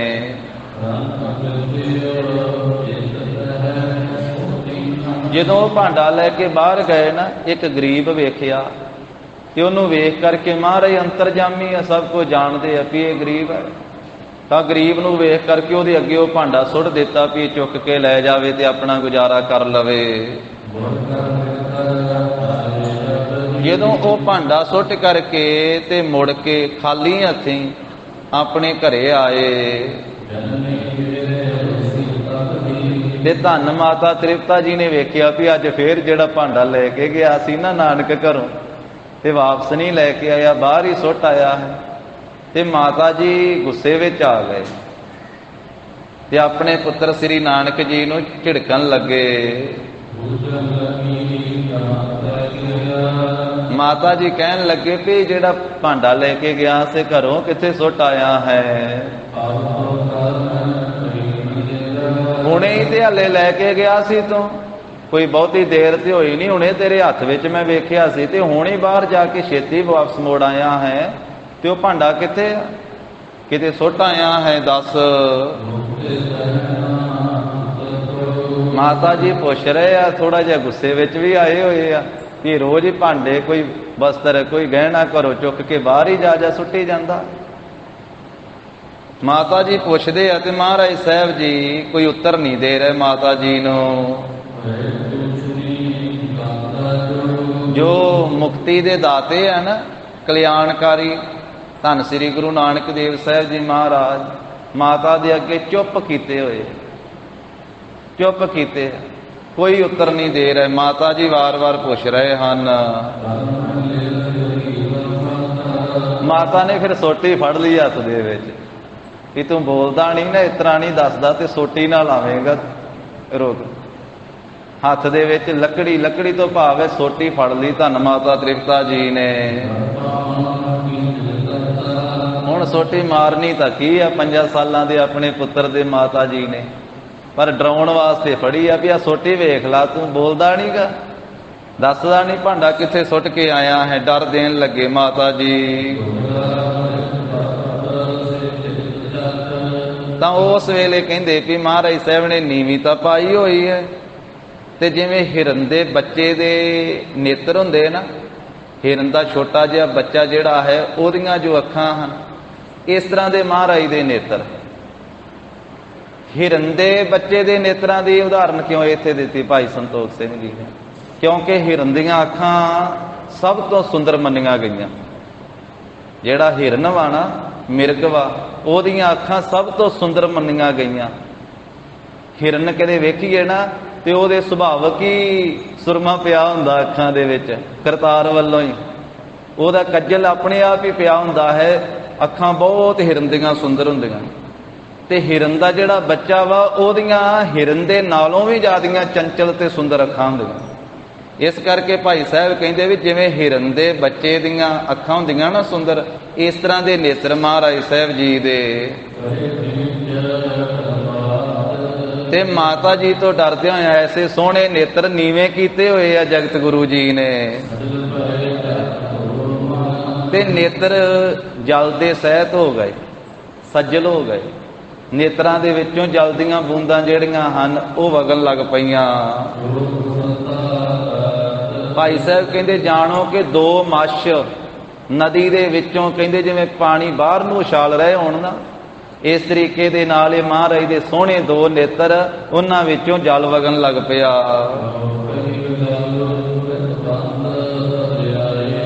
ਜਦੋਂ ਮਾਤਾ ਹੱਥ ਵਿੱਚ ਸੋਟੀ ਫੜ ਕੇ ਝਿੜਕੀ ਰਹੀ ਸੀ, ਤੂੰ ਦੱਸ ਕਿੱਥੇ ਭਾਂਡਾ ਸੁੱਟ ਕੇ ਆਇਆ? ਤੂੰ ਤਾਂ ਰੋਜ਼ ਹੀ ਇਸ ਤਰ੍ਹਾਂ ਕਰਨ ਲੱਗ ਪਿਆ ਹੈ। ਇਸ ਤਰ੍ਹਾਂ ਤੇ ਸਾਰੀਆਂ ਘਰ ਦੀਆਂ ਵਸਤੂਆਂ ਤੂੰ ਗਵਾ ਦੇਵੇਂਗਾ ਇੱਕ ਇੱਕ ਕਰਕੇ। ਝਿੜਕ ਰਿਹਾ ਸੀ। ਆਪ ਜੀ ਨੇ ਨੀਵੀਂ ਪਾਈ ਹੋਈ ਹੈ, ਅੱਖਾਂ ਚੋਂ ਪਾਣੀ ਵਗੀ ਜਾਂਦਾ ਹੈ। ਇੰਨੇ ਚਿਰ ਨੂੰ ਪਿਤਾ ਜੀ ਦੇ ਛੋਟੇ ਭਰਾਤਾ, ਭਾਵ ਆਪ ਜੀ ਦੇ ਚਾਚਾ ਜੀ, ਚਾਚਾ ਲਾਲੂ ਜੀ ਆ ਗਏ ਤੇ ਉਹਨਾਂ ਨੇ ਕਰੁਣਾ ਰਸ ਵਿੱਚ ਆ ਕਰਕੇ ਤੇ ਆਪ ਜੀ ਨੂੰ ਛੁਡਵਾ ਦਿੱਤਾ। ਆਖਣ ਲੱਗੇ, ਭਰਜਾਈ ਜੀ ਵੀ ਤੁਸੀਂ ਇਹ ਛੋਟੇ ਜਿਹੇ ਬਾਲਕ ਨੂੰ ਕਿਉਂ ਇੰਨਾ ਝਿੜਕੀ ਜਾਂਦੇ ਹੋ? ਆਪਣੇ ਪੁੱਤਰ ਸ੍ਰੀ ਨਾਨਕ ਜੀ ਨੂੰ ਉਹਨਾਂ ਨੇ ਤਰਸ ਦੇ ਵਿੱਚ ਆ ਕਰਕੇ ਤੇ ਮਾਤਾ ਜੀ ਕੋਲੋਂ ਛੁਡਾਇਆ ਹੈ। ਪਰ ਮਾਤਾ ਜੀ ਗੁੱਸੇ ਵਿੱਚ ਆਏ ਹੋਏ ਆ। ਕਹਿਣ ਲੱਗੇ, ਗੁੱਸੇ ਵਿੱਚ ਆ ਕਰਕੇ ਕਹਿਣ ਲੱਗੇ ਵੀ ਇਹਨੇ ਪਹਿਲੇ ਥੋੜਾ ਅੱਜ ਦੀ ਗੱਲ ਹੈ ਇਹਦੀ, ਇਹਨੇ ਪਹਿਲਾਂ ਵੀ ਬਹੁਤ ਗਲਤੀਆਂ ਕੀਤੀਆਂ। ਅੱਜ ਤੋਂ ਪਹਿਲਾਂ ਵੀ ਇਹਨੇ ਬੜੇ ਭਾਂਡੇ ਘਰੋਂ ਜਾ ਕੇ ਬਾਹਰ ਸੁੱਟੇ ਆ, ਕਈ ਬਸਤਰ ਬਾਹਰ ਸੁੱਟੇ ਇਸਨੇ ਜਾ ਕਰਕੇ। ਪਹਿਲਾਂ ਵੀ ਇਹਨੇ ਕਈ ਔਗਣ ਕੀਤੇ ਹਨ। ਜੋ ਘਰ ਵਿੱਚੋਂ ਵਸਤੂ ਵੇਖਦਾ ਹੈ ਉਹ ਲੈ ਕਰਕੇ ਬਾਹਰ ਨੂੰ ਚਲੇ ਜਾਂਦਾ ਹੈ। ਫਿਰ ਘਰੋਂ ਲੈ ਤਾਂ ਜਾਂਦਾ ਹੈ ਬਾਹਰ, ਪਰ ਬਾਹਰੋਂ ਘਰੇ ਨਹੀਂ ਲੈ ਕੇ ਆਉਂਦਾ, ਬਾਹਰ ਹੀ ਸੁੱਟ ਕੇ ਖਾਲੀ ਹੱਥੀਂ ਅੰਦਰ ਆ ਜਾਂਦਾ ਹੈ। ਇਹਦੇ ਵਰਗਾ ਕਠੋਰ, ਇਹਦੇ ਵਰਗਾ ਡਰ ਤੋਂ ਰਹਿਤ, ਇਹਦੇ ਵਰਗਾ ਢੀਠ ਨਹੀਂ ਹੈ ਕੋਈ। ਇਹ ਮਾਤਾ ਹੀ ਕਹਿ ਸਕਦੀ ਹੈ ਨਾ। ਮਾਤਾ ਕਹਿੰਦੀ ਇਹਦੇ ਵਰਗਾ ਕਰੜੇ ਸੁਭਾਅ ਵਾਲਾ ਕੋਈ ਨਹੀਂ, ਇਹਦੇ ਵਰਗਾ ਬੇਖੌਫ ਕੋਈ ਨਹੀਂ, ਇਹ ਤਾਂ ਡਰ ਹੀ ਨਹੀਂ ਮੰਨਦਾ ਹੈ। ਤੇ ਇਹਦੇ ਵਰਗਾ ਢੀਠ ਨਹੀਂ ਕੋਈ। ਮਾਤਾ ਨੇ ਢੀਠ ਆਖਿਆ। ਇਹ ਮਾਤਾ ਪਿਤਾ ਦਾ ਹੀ ਹੱਕ ਹੈ। ਮਾਤਾ ਪਿਤਾ ਦੇ ਹੁਣ ਪੁੱਤਰ ਵਾ ਮਹਾਰਾਜ ਸਾਹਿਬ ਜੀ, ਤੇ ਪੁੱਤਰ ਨੂੰ ਮਾਂ ਪਿਓ ਨੇ ਤੇ ਮਾਂ ਪਿਓ ਵਾਲੀ ਬੋਲੀ ਬੋਲਣੀ। ਮਾਤਾ ਕਹਿੰਦੀ ਹੈ ਵੀ ਇਹਦੇ ਵਰਗਾ ਢੀਠ ਕੋਈ ਨਹੀਂ ਹੈ। ਅੱਜ ਤੀਕ ਮੈਂ ਇਹਦੇ ਵਰਗਾ ਨਹੀਂ ਵੇਖਿਆ ਹੈ ਬਾਲਕ। ਕੋਈ ਵੀ ਇਸ ਤਰ੍ਹਾਂ ਆਪਣੇ ਘਰ ਦੇ ਭਾਂਡੇ ਨੇ ਬਾਹਰ ਨਹੀਂ ਲਿਜਾ ਕੇ ਸੁੱਟਦਾ ਹੋਵੇਗਾ। ਪਹਿਲਾਂ ਵੀ ਇਸਨੇ ਘਰ ਦੀਆਂ ਬਹੁਤ ਵਸਤੂਆਂ ਗਵਾ ਦਿੱਤੀਆਂ। ਮੈਂ ਬਹੁਤ ਵਾਰੀ ਇਸ ਨੂੰ ਸਮਝਾਇਆ ਕਿ ਪੁੱਤਰ ਘਰ ਦੀਆਂ ਵਸਤੂਆਂ ਬਾਹਰ ਜਾ ਕੇ ਨਹੀਂ ਸੁੱਟੀ ਦੀਆਂ, ਪਰ ਇਹਨੂੰ ਸਮਝ ਨਹੀਂ ਆਉਂਦੀ ਹੈ। ਇਸ ਤਰ੍ਹਾਂ ਇਹ ਬਚਨ ਕਹਿ ਕਰਕੇ ਗੁੱਸੇ ਦੇ ਵਿੱਚ ਤੇ ਮਾਤਾ ਜੀ ਕਹਿਣ ਲੱਗੇ, ਤਾੜਨ ਜੋਗ ਮੈਂ ਤੈਨੂੰ ਕੁੱਟਣਾ ਸੀ ਪਰ ਹੁਣ ਛੱਡ ਦੇਣੀ ਆ। ਤੇਰੇ ਚਾਚਾ ਜੀ ਆ ਗਏ, ਇਹਨਾਂ ਦੇ ਕਹਿਣ ਕਰਕੇ ਛੱਡ ਦੇਣੀ ਹੈ। ਤੂੰ ਕੁੱਟਣ ਦੇ ਯੋਗ ਸੀ, ਹੈ ਤੂੰ ਤਾੜਨਾ ਦੇਣ ਦੇ ਯੋਗ ਸੀ, ਪਰ ਤੈਨੂੰ ਹੁਣ ਛੱਡ ਦਿੱਤਾ ਹੈ। ਇਸ ਤਰ੍ਹਾਂ ਦਾ ਕੰਮ ਦੁਬਾਰਾ ਨਾ ਕਰੀ। ਘਰ ਦੀ ਵਸਤੂ ਬਾਹਰ ਨਾ ਸੁੱਟੀ ਕੋਈ। ਇਸ ਤਰ੍ਹਾਂ ਮਾਤਾ ਜੀ ਨੇ ਸਮਝਾਇਆ, ਝਿੜਕਿਆ ਵੀ ਹੱਥ ਵਿੱਚ ਸੋਟੀ ਫੜ ਕੇ। ਸੋਟੀ ਮਾਰੀ ਨਹੀਂ, ਬਸ ਹੱਥ ਵਿੱਚ ਫੜ ਕੇ ਡਰਾਵਾ ਹੀ ਦੇ ਕੇ ਤੇ ਝਿੜਕਿਆ ਤੇ ਸਮਝਾਇਆ। ਤੇ ਫਿਰ ਮਾਤਾ ਦਾ ਹਿਰਦਾ ਪ੍ਰੇਮ ਨਾਲ ਭਰ ਆਇਆ। ਮਾਂ ਪਿਓ ਜਿੰਨਾ ਮਰਜ਼ੀ ਝਿੜਕ ਦੇਣ ਬੱਚਿਆਂ ਨੂੰ, ਤੇ ਫਿਰ ਥੋੜੇ ਚਿਰ ਬਾਅਦ ਉਹੀ ਪ੍ਰੇਮ ਕਰਨ ਲੱਗ ਪੈਂਦੇ ਹੁੰਦੇ। ਜੇ ਕੁੱਟ ਦੇਣ, ਜਿੱਦਣ ਕੁੱਟਣ ਉਦੋਂ ਜ਼ਿਆਦਾ ਪ੍ਰੇਮ ਕਰਨਗੇ। ਸਗੋਂ ਪਹਿਲਾਂ ਕੁੱਟ ਲੈਂਦੇ ਆਪਣੇ ਬੱਚਿਆਂ ਨੂੰ, ਬਾਅਦ ਵਿੱਚ ਫਿਰ ਕਈ ਤਰ੍ਹਾਂ ਨਾਲ ਵੀ ਤੈਨੂੰ ਮੈਂ ਆਹ ਲੈ ਕੇ ਦੇਵਾਂਗਾ, ਆਹ ਲੈ ਕੇ ਦੇਵਾਂਗਾ, ਫਿਰ ਮਨਾਉਂਦੇ ਵੀ ਆ। ਅਸਲ ਵਿੱਚ ਝਿੜਕ, ਇਹ ਝਿੜਕਣਾ ਉੱਥੇ ਹੀ ਹੈ ਵੀ ਜਿੱਥੇ ਪ੍ਰੇਮ ਪਿਆਰ ਹੈ। ਤਾਂ ਫਿਰ ਮਾਤਾ ਜੀ ਫੇਰ ਹਿਰਦਾ ਭਰ ਆਇਆ। ਇਸ ਤਰ੍ਹਾਂ ਮਾਤਾ ਜੀ ਨੇ ਕਹਿੰਦੇ ਸਮਝਾਇਆ, ਔਰ ਪਰ ਆਇਓ ਨੇ ਹਿਰਦੇ ਵਿੱਚ ਫਿਰ ਨੇਹੋਂ ਭਰ ਆਇਆ, ਪ੍ਰੇਮ ਭਰ ਆਇਆ। ਫਿਰ ਬਾਂਹ ਤੋਂ ਫੜ ਕਰਕੇ ਚੁੱਕ ਕਰਕੇ ਆਪਣੀ ਗੋਦੀ ਵਿੱਚ ਧੰਨ ਮਾਤਾ ਤ੍ਰਿਪਤਾ ਜੀ ਨੇ ਆਪਣੇ ਪੁੱਤਰ ਸ੍ਰੀ ਨਾਨਕ ਜੀ ਨੂੰ ਬਿਠਾ ਲਿਆ, ਜੋ ਮਾਤਾ ਜੀ ਦੇ ਪੁੱਤਰ ਕਿਰਪਾ ਦਾ ਘਰ ਹਨ।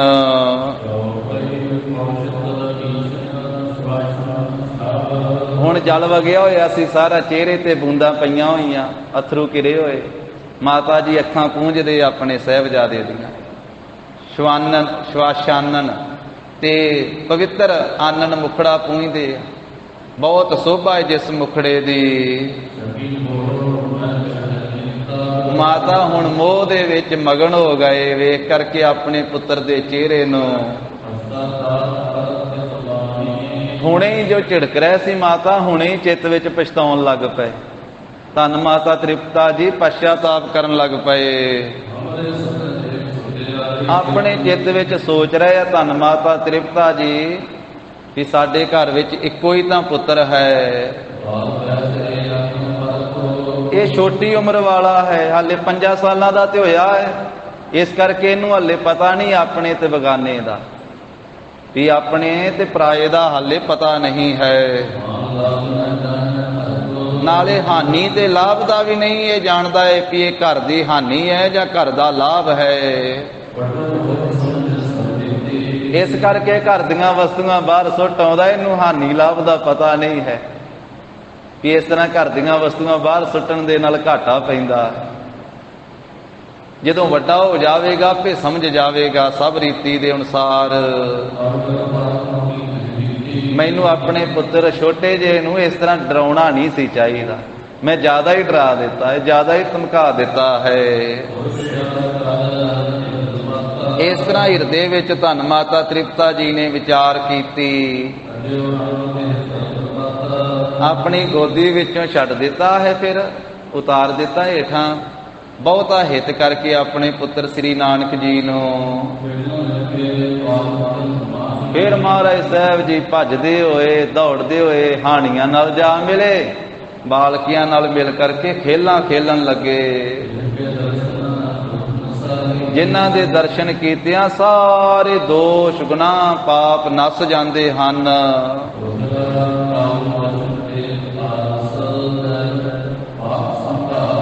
ਪਿਤਾ ਸਤਿਕਾਰਯੋਗ ਮਹਿਤਾ ਕਲਿਆਣ ਚੰਦ ਜੀ ਜਦੋਂ ਇਹੋ ਜਿਹੇ ਲੱਛਣ ਵੇਖੇ ਨਾ, ਤੇ ਪੰਡਤ ਹਰਦਿਆਲ ਦੇ ਜਿਹੜੇ ਪਹਿਲੇ ਦਿਨ ਹੀ ਉਹਨਾਂ ਨੇ ਜੋ ਬਚਨ ਕਹੇ ਸੀ, ਜਿਸ ਦਿਨ ਮਹਾਰਾਜ ਦਾ ਅਵਤਾਰ ਹੋਇਆ ਸੀ, ਉਹਨਾਂ ਬੋਲਾਂ ਨੂੰ ਸੰਭਾਲ ਕਰਕੇ ਯਾਦ ਕਰਕੇ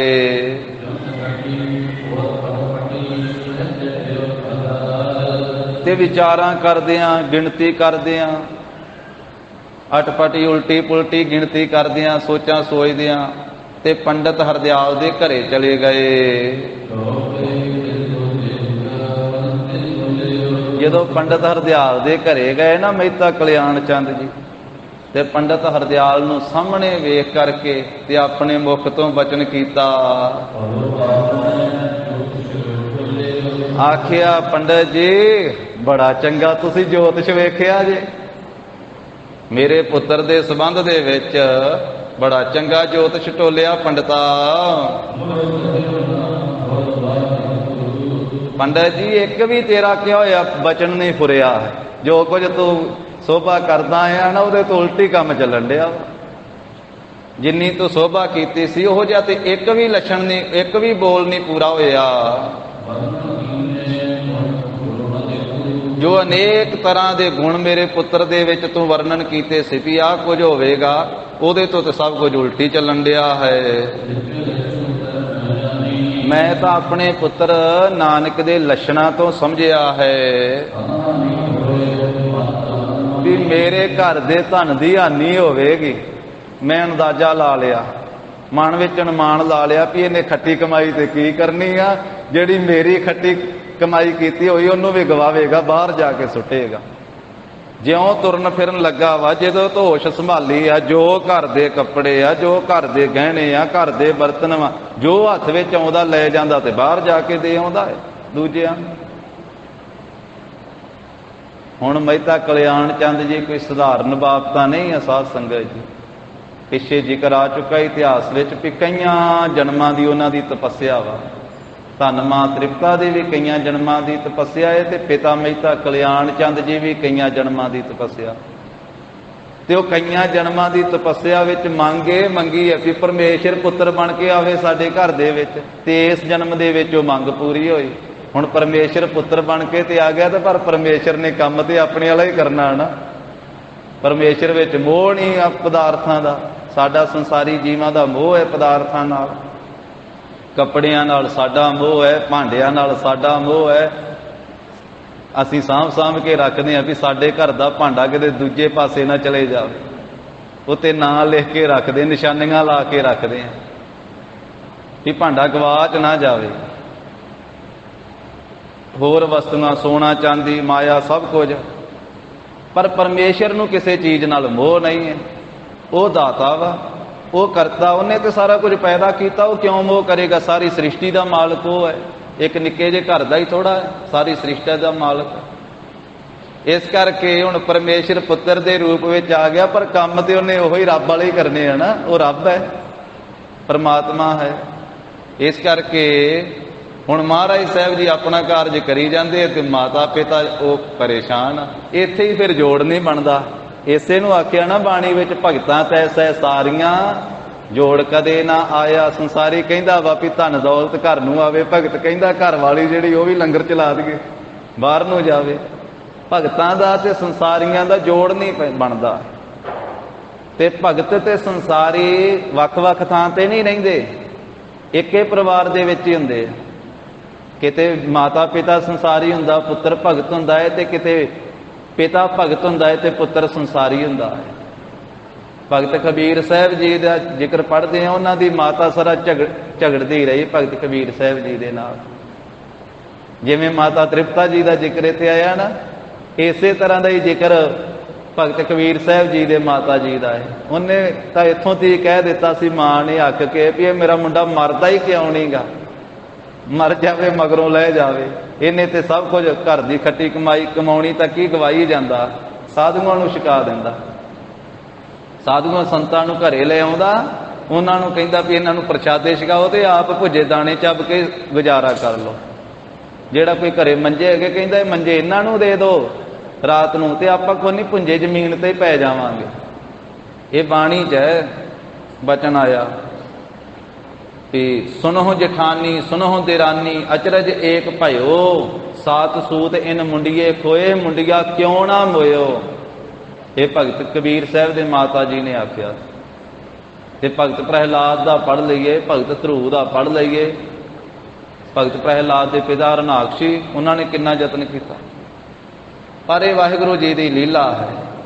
ਤਾਂ ਇਸੇ ਤਰ੍ਹਾਂ ਪਿਤਾ ਮਹਿਤਾ ਕਲਿਆਣ ਚੰਦ ਜੀ, ਉਹ ਪੰਡਤ ਜੀ ਨੂੰ ਕਹਿੰਦੇ ਵੀ ਪੰਡਤ ਜੀ ਚੰਗਾ ਤੁਸੀਂ ਜੋਤਿਸ਼ ਟੋਲਿਆ, ਇੱਕ ਵੀ ਬਚਨ ਨਹੀਂ ਤੁਹਾਡਾ ਫੁਰਿਆ, ਬੜਾ ਚੰਗਾ ਛਤਰ ਮੇਰੇ ਘਰ ਵਿੱਚ ਤੁਸੀਂ ਫਹਿਰਾਇਆ ਹੈ। ਤੁਸੀਂ ਤਾਂ ਕਹਿੰਦੇ ਸੀ ਵੀ ਇਹਦੇ ਸਿਰ ਦੇ ਉੱਤੇ ਛਤਰ ਝੁੱਲੇਗਾ, ਬੜਾ ਪੰਡਤਾ ਚੰਗਾ ਛਤਰ ਝੁਲਾਇਆ ਹੀ। ਜਿਹੜੀ ਅਗਲੀ ਘਰ ਵਿੱਚ ਵਸਤੂਆਂ ਮੇਰੇ ਆਏ ਸੀ ਉਹ ਵੀ ਗਵਾਈ ਜਾ ਰਿਹਾ ਹੈ। ਜੋ ਘਰ ਵਿੱਚੋਂ ਲੈ ਲੈਂਦਾ ਉਹ ਜਾ ਕੇ ਗਵਾ ਦਿੰਦਾ ਹੈ ਬਾਹਰ। ਜੇ ਪੁੱਛੀਏ ਵੀ ਕਿੱਥੇ ਸੁੱਟ ਕੇ ਆਏ ਆ ਤੇ ਦੱਸਦਾ ਵੀ ਨਹੀਂ ਵੀ ਕਿੱਥੇ ਸੁੱਟਿਆ। ਤੇ ਦਸਮ ਪਾਤਸ਼ਾਹ ਜੀ ਤੋਂ ਮਾਤਾ ਗੁਜਰੀ ਜੀ ਨੇ ਪੁੱਛਿਆ ਸੀ ਨਾ, ਲਾਲ ਜੀ 2 ਕੰਗਣ ਸੀ ਤੇ ਇੱਕ ਕਿੱਥੇ ਸੁੱਟ ਆਏ ਜੇ? ਕਹਿੰਦੇ ਆਓ ਮਾਤਾ ਜੀ ਦੱਸਣਾ ਕਿੱਥੇ ਸੁੱਟਿਆ। ਗੰਗਾ ਦੇ ਘਾਟ ਤੇ ਲਿਜਾ ਕੇ ਨਾ ਦੂਜਾ ਵੀ ਲਾ ਕੇ ਵਗਾ ਕੇ ਮਾਰਿਆ। ਕਹਿੰਦੇ ਮਾਤਾ ਜਿੱਥੇ ਆਹ ਡਿੱਗਾ ਉੱਥੇ ਸੁੱਟਿਆ ਸੀ, ਜਿੱਥੇ ਆਹ ਸੁੱਟਿਆ ਨਾ ਇੱਥੇ ਸੁੱਟਿਆ ਸੀ। ਮਾਤਾ ਜੀ ਕਹਿੰਦੇ ਲੈ ਪਹਿਲਾ ਲੱਭਦੇ ਲੱਭਦੇ ਦੂਜਾ ਵੀ ਗਵਾ ਦਿੱਤਾ। ਤੇ ਮਹਾਰਾਜ ਸਾਹਿਬ ਜੀ ਦੇ ਅਨੋਖੇ ਕੌਤਕ ਆ। ਮਹਿਤਾ ਕਲਿਆਣ ਚੰਦ ਜੀ ਕਹਿੰਦੇ ਵੀ ਜੋ ਪਹਿਲੀਆਂ ਵਸਤੂਆਂ ਘਰ ਵਿੱਚ ਸੀ ਉਹ ਵੀ ਗਵਾਈ ਜਾ ਰਿਹਾ ਹੈ। ਜੇ ਪੁੱਛੀਏ ਤਾਂ ਦੱਸਦਾ ਕੋਈ ਨਹੀਂ ਹੈ। ਜਿਹੜੀ ਤੂੰ ਇਹ ਜੋਤਸ਼ੀ ਗਿਣਤੀ ਮਿਣਤੀ ਕੀਤੀ ਸੀ, ਉਹ ਜਿਹੜੇ ਵਿਚਾਰ ਕੇ ਗੁਣ ਦੇ ਸਹਿਤ ਤੋਂ ਗਿਣੀ ਸੀ, ਉਹ ਤਾਂ ਨਿਰਗੁਣੀ ਹੋ ਗਈ, ਉਹਦੇ 'ਚ ਕੋਈ ਵੀ ਗੁਣ ਨਹੀਂ ਨਿਕਲਿਆ। ਪੰਡਤ ਜੀ ਤੁਸੀਂ ਤਾਂ ਬੜੇ ਸਿਆਣੇ ਸੀ, ਗੁਣਵਾਨ ਸੀ, ਕੀ ਗੱਲ ਤੁਹਾਡੀ ਇਹ ਜਿਹੜੀ ਗੱਲ ਕਹੀ ਹੋਈ ਅਣਬਣੀ ਕਿਉਂ ਹੋ ਗਈ? ਇਹ ਕਿਉਂ ਨਹੀਂ ਪੂਰੀ ਉਤਰ ਰਹੀ?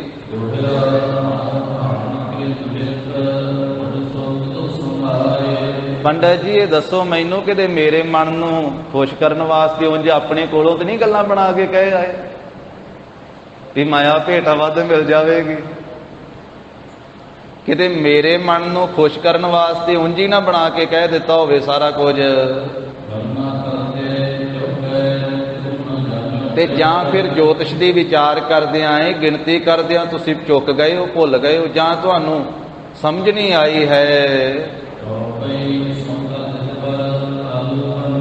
ਤਾਂ ਇਸ ਤਰ੍ਹਾਂ ਪੰਡਤ ਹਰਦਿਆਲ ਜੀ ਨੇ ਜਿਸ ਵੇਲੇ ਮਹਿਤਾ ਕਲਿਆਣ ਚੰਦ ਜੀ ਦੀ ਇਹ ਉਲਾਮੇ ਵਾਲੀ ਬਾਣੀ ਸੁਣੀ ਹੈ, ਜੋ ਸ਼ਰਧਾ ਤੋਂ ਹੀਣੀ ਅਸ਼ਰਧਾ ਦੇ ਵਿੱਚ ਮਿਲੀ ਹੋਈ ਇਹ ਬਾਣੀ ਇਹ ਬੋਲ ਸੁਣੇ ਪੰਡਤ ਨੇ, ਤਾਂ ਮਹਿਤਾ ਕਲਿਆਣ ਚੰਦ ਜੀ ਦੇ ਹਿਰਦੇ ਵਿੱਚ ਸ਼ਰਧਾ ਦੇਣ ਦੇ ਵਾਸਤੇ ਕਹਿੰਦੇ ਉਸ ਵੇਲੇ ਸ੍ਰੇਸ਼ਟ ਜੋ ਪੰਡਤ ਹੈ ਉਹ ਮਹਾਰਾਜ ਸਾਹਿਬ ਜੀ ਦੇ ਤਾਈਂ ਸ਼ਰਧਾ ਦੇਣ ਵਾਸਤੇ ਪਿਤਾ ਜੀ ਦੇ ਨਾਲ ਬਚਨ ਬੋਲੇ ਕਿ ਮਹਿਤਾ ਜੀ ਜਦੋਂ ਮੈਂ ਵਿਚਾਰ ਕਰਕੇ ਤੁਹਾਨੂੰ ਦੱਸ ਕੇ ਆਇਆ ਸੀ ਨਾ ਸਾਰੀਆਂ ਗੱਲਾਂ, ਉਦੋਂ ਇੱਕ ਲੱਛਣ ਇੱਕ ਗੁਣ ਮੈਂ ਹੋਰ ਵੇਖਿਆ ਸੀ ਤੁਹਾਡੇ ਪੁੱਤਰ ਵਿੱਚ, ਉਹ ਲੱਛਣ ਨਹੀਂ ਸੀ ਮੈਂ ਉਸ ਵੇਲੇ ਦੱਸਿਆ, ਕਿਉਂਕਿ ਤੁਹਾਡੇ ਘਰ ਦੇ ਵਿੱਚ ਖੁਸ਼ੀ ਬਹੁਤੀ ਸੀ, ਆਨੰਦ ਬੜਾ ਸੀ, ਇਸ ਕਰਕੇ ਮੈਂ ਨਹੀਂ ਸੀ ਚਾਹੁੰਦਾ ਵੀ ਉਹ ਖੁਸ਼ੀ ਜਿਹੜੀ ਹੈ ਉਹ ਘਟ ਜਾਵੇ, ਇਸ ਕਰਕੇ ਉਦੋਂ ਮੈਂ ਉਹ ਨਹੀਂ ਸੀ ਦੱਸਿਆ। ਉਹ ਲੱਛਣ ਹੁਣ ਪ੍ਰਗਟ ਹੋ ਗਿਆ, ਮੈਂ ਜਾਣ ਲਿਆ ਤੇ ਹੁਣ ਤੁਹਾਨੂੰ ਦੱਸ ਦਿੰਦਾ ਹਾਂ। ਉਦੋਂ ਬਾਕੀ ਸਾਰੀਆਂ ਗੱਲਾਂ ਮੈਂ ਦੱਸ ਦਿੱਤੀਆਂ ਸੀ ਵੀ ਜੋ ਕੁਝ ਵਾਪਰੇਗਾ ਜੋ ਕੁਝ ਹੋਵੇਗਾ, ਪਰ ਇੱਕ ਲੱਛਣ ਨਹੀਂ ਸੀ ਦੱਸਿਆ, ਇੱਕ ਗੁਣ ਨਹੀਂ ਸੀ ਦੱਸਿਆ। ਮਹਿਤਾ ਕਲਿਆਣ ਚੰਦ ਜੀ ਉਹ ਲੱਛਣ ਇਹ ਹੈ ਕਿ ਇਸ ਬਾਲਕ ਸ੍ਰੀ ਨਾਨਕ ਜੀ ਦੇ ਜਿੰਨੇ ਰਿਸ਼ਤੇਦਾਰ ਜਿੰਨੇ ਇਹਦੇ ਸੰਬੰਧੀ ਹਨ, ਇਸ ਬਾਲਕ ਸ੍ਰੀ ਨਾਨਕ ਜੀ ਦੀ ਮਹਿਮਾ ਨਹੀਂ ਜਾਣ ਸਕਣਗੇ। ਇਹ ਮਹਾਨ ਅਵਤਾਰ ਪ੍ਰਗਟ ਹੋਏ ਆ ਤੇ ਇਹਨਾਂ ਦੇ ਜਿੰਨੇ ਸੰਬੰਧੀ ਆ ਘਰ ਵਾਲੇ ਤੇ ਰਿਸ਼ਤੇਦਾਰ ਉਹ ਇਹਨਾਂ ਦੀ ਮਹਿਮਾ ਨਹੀਂ ਜਾਣ ਸਕਣਗੇ। ਹੋਰ ਸੰਸਾਰ ਦੇ ਅਨੇਕਾਂ ਲੋਕ ਇਹਨਾਂ ਤੋਂ ਵਰਸਾਉਣਗੇ, ਇਹਨਾਂ ਤੋਂ ਦਾਤਾਂ ਪ੍ਰਾਪਤ ਕਰਨਗੇ, ਪਰ ਘਰ ਦੇ ਮਹਿਮਾ ਨਹੀਂ ਜਾਣ ਸਕਣਗੇ। ਪੰਕਤੀ ਰਹਿ ਗਈ ਹੈ ਪਿੱਛੇ, ਪਿਛਲੀ ਇੱਥੋਂ ਅਵਰ ਅਨੇਕ ਮਨੋਜ ਵਰਸਾਵਹਿ, ਹਾਂਜੀ, ਕੋਇਕ ਸੰਬੰਧੀ ਸੁਖ ਪਾਵਹਿ, ਕਿ ਕੋਈ ਇੱਕ ਅੱਧਾ ਜਿਹੜਾ ਸੰਬੰਧੀ ਹੈ ਨਾ ਰਿਸ਼ਤੇਦਾਰ ਉਹ ਸੁਖ ਪ੍ਰਾਪਤ ਕਰੇਗਾ ਇਹਨਾਂ ਤੋਂ, ਉਹ ਇਹਨਾਂ ਤੋਂ ਵਰਸਾਵੇਗਾ ਕਿ ਬਹੁਤ ਘੱਟ ਜਿਹੜੇ ਘਰ ਵਾਲੇ ਆ ਉਹ ਇਹਨਾਂ ਤੋਂ ਦਾਤਾਂ ਪ੍ਰਾਪਤ ਕਰਨਗੇ, ਬਾਕੀ ਸੰਸਾਰ ਤਾਂ ਇਹਨਾਂ ਤੋਂ ਦਾਤਾਂ ਪ੍ਰਾਪਤ ਕਰੇਗਾ, ਘਰ ਦੇ ਖਾਲੀ ਰਹਿ ਜਾਣਗੇ। ਕੋਈ ਇੱਕ ਅੱਧਾ ਕੋਈ ਵਿਰਲਾ ਜਿਹੜਾ ਵਾ ਉਹ ਵਰਸਾਵੇਗਾ। ਉਹ ਵਿਰਲਿਆਂ ਵਿੱਚੋਂ ਸਭ ਤੋਂ ਪਹਿਲਾਂ ਬੇਬੇ ਨਾਨਕੀ ਜੀ ਨੇ ਜਾਣਿਆ ਆਪ ਜੀ, ਬੇਬੇ ਨਾਨਕੀ ਜੀ ਨੇ ਸਮਝਿਆ ਆਪ ਜੀ, ਬਾਕੀ ਸਾਰਿਆਂ ਉੱਤੇ ਮਹਾਰਾਜ ਨੇ ਪਰਦਾ ਪਾ ਛੱਡਿਆ।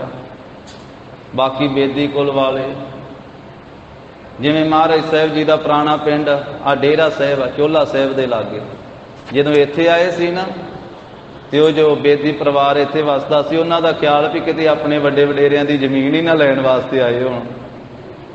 ਉਹਨਾਂ ਨੇ ਮਹਾਰਾਜ ਦਾ ਕੋਈ ਆਦਰ ਹੀ ਨਹੀਂ ਸੀ ਕੀਤਾ ਸੀ, ਤੇ ਉਹ ਕਹਿੰਦੇ ਵੀ ਚਲੇ ਜਾਓ ਤੁਸੀਂ ਇੱਥੋਂ। ਤੋ ਇਸ ਤਰੀਕੇ ਦੇ ਨਾਲ ਉਹ ਇਸ ਤਰ੍ਹਾਂ ਹੀ ਸਮਝਦੇ ਰਹੇ, ਔਰ ਬਹੁਤੀ ਗਿਣਤੀ ਵਿੱਚ ਇਸ ਤਰ੍ਹਾਂ ਹੀ ਆ ਜਿਹੜਾ ਇਹ ਤਾਂ ਗੁਰੂ ਸਾਹਿਬ ਜੀ ਦੀ ਗੱਲ ਹੈ ਨਾ, ਕੋਈ ਭਗਤ ਹੈ, ਕੋਈ ਸੰਤ ਹੈ, ਕੋਈ ਸਾਧੂ ਹੈ, ਕੋਈ ਮਹਾਂਪੁਰਖ ਹੈ, ਉਹਦੇ ਘਰ ਵਾਲਾ ਕੋਈ ਵਿਰਲਾ ਹੀ ਜਾਣਦਾ ਹੁੰਦਾ ਹੈ, ਬਾਕੀ ਆਲੇ ਦੁਆਲੇ ਵਾਲੇ ਉਹਦੇ ਤੇ ਸ਼ਰਧਾ ਰੱਖਦੇ ਹੁੰਦੇ। ਘਰ ਵਾਲੇ ਕਹਿੰਦੇ ਇਹ ਤਾਂ ਸਾਡਾ ਉਹੀ ਆ, ਇਹ ਤਾਂ ਸਾਡਾ ਹੀ ਹੈ ਬੱਚਾ। ਘਰ ਵਾਲੇ ਖਾਲੀ ਰਹਿ ਜਾਂਦੇ, ਉਹਨਾਂ ਦੇ ਅੰਦਰ ਸ਼ਰਧਾ ਨਹੀਂ ਪੈਦਾ ਹੁੰਦੀ। ਤੋ ਇਸ ਪ੍ਰਕਾਰ ਦੇ ਨਾਲ ਪੰਡਤ ਜੀ ਕਹਿਣ ਲੱਗੇ ਵੀ ਕੋਇਕ ਸੰਬੰਧੀ ਸੁਖ ਪਾਵੈ, ਕੋਈ ਸੰਬੰਧੀ ਜਿਹੜਾ ਰਿਸ਼ਤੇਦਾਰ ਦੇ ਵਿੱਚੋਂ ਉਹ ਇਹਨਾਂ ਤੋਂ ਦਾਤ ਲੈ ਕਰਕੇ ਸੁਖ ਪਾਵੇਗਾ।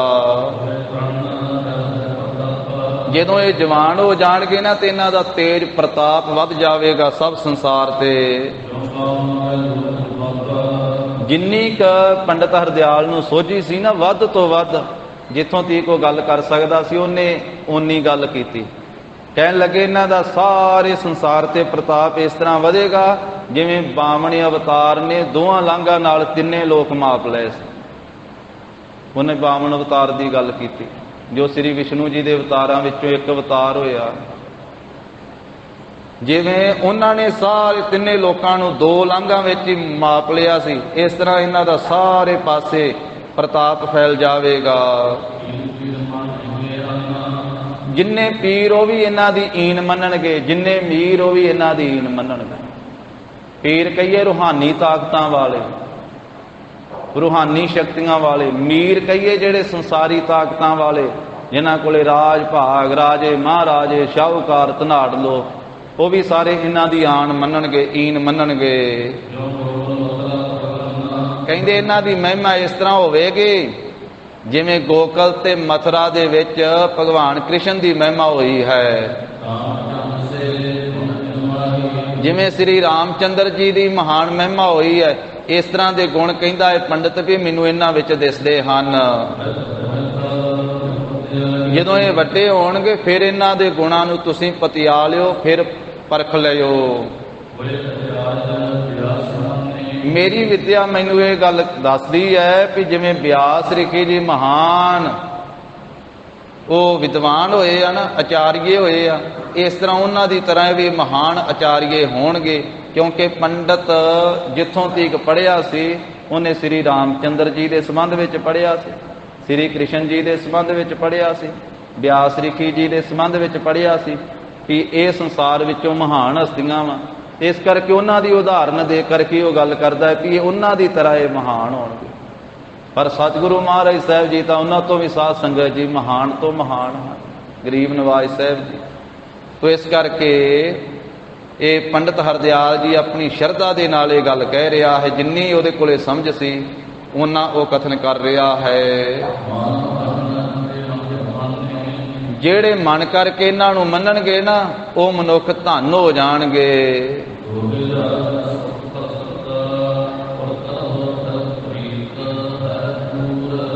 ਮਹਿਤਾ ਕਲਿਆਣ ਚੰਦ ਜੀ ਆਪਣੇ ਪੁੱਤਰ ਦੇ ਪ੍ਰਤੀ ਆਪਣੇ ਹਿਰਦੇ ਵਿੱਚ ਸ਼ਰਧਾ ਧਾਰਨ ਕਰੋ, ਆਪਣੇ ਹਿਰਦੇ ਵਿੱਚ ਸ਼ਰਧਾ ਧਾਰਨ ਕਰੋ। ਜਿਹੜੀ ਇਹ ਝੂਠੀ ਪ੍ਰੀਤ ਹੈ ਨਾ, ਧਨ ਦੀ ਪ੍ਰੀਤ, ਇਹਨੂੰ ਤਿਆਗ ਦਿਓ। ਧਨ ਦੀ ਪ੍ਰੀਤ ਛੱਡ ਕਰਕੇ ਪੁੱਤਰ ਉੱਤੇ ਪ੍ਰੀਤ ਰੱਖੋ, ਸ਼ਰਧਾ ਰੱਖੋ।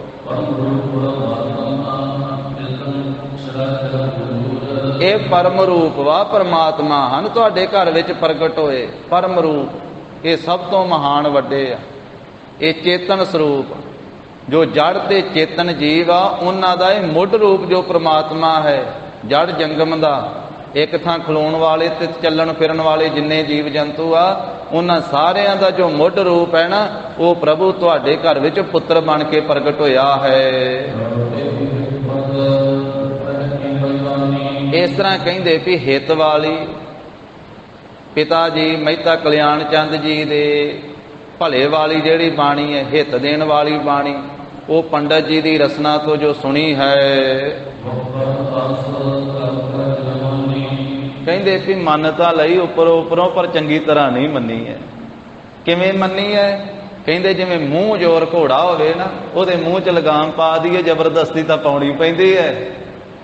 ਪਰ ਉਹ ਅੜੀਅਲ ਘੋੜਾ ਜਿਹੜਾ ਵਾ ਉਹ ਆਪਣੇ ਮੂੰਹ ਵਿੱਚ ਲਗਾਮ ਬਹੁਤਾ ਚਿਰ ਰੱਖਦਾ ਨਹੀਂ ਹੈ, ਜੋ ਜ਼ਬਰਦਸਤੀ ਪਾਉਣੀ ਪੈਂਦੀ। ਇਸੇ ਤਰ੍ਹਾਂ ਪੰਡਤ ਨੇ ਮਹਿਮਾ ਕਰ ਦਿੱਤੀ, ਪਿਤਾ ਜੀ ਨੇ ਮੰਨ ਲਈ ਪਰ ਅੰਦਰੋਂ ਨਹੀਂ ਮੰਨੇ ਹੈ।